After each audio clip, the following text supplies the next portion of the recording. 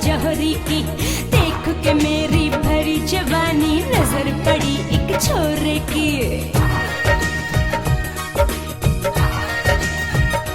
हाय कानों के झुमके लेने में चौड़ी दुकान थी जौहरी की। देख के मेरी भरी जवानी नजर पड़ी एक छोरे की। अरे चुपके से बाजू में आके ले गया मेरा चुम्मा। लुट गई जुम्मा मर गई अम्मा। मैं लुट गई जुम्मा मर गई अम्मा। लुट गई लुट गई लुट गई रे। लुट गई लुट गई लुट गई रे।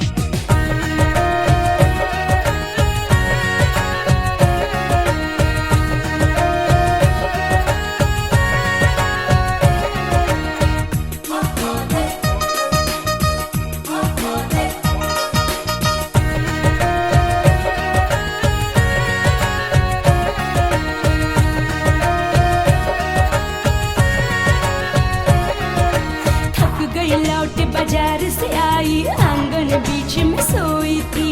उम्र है 16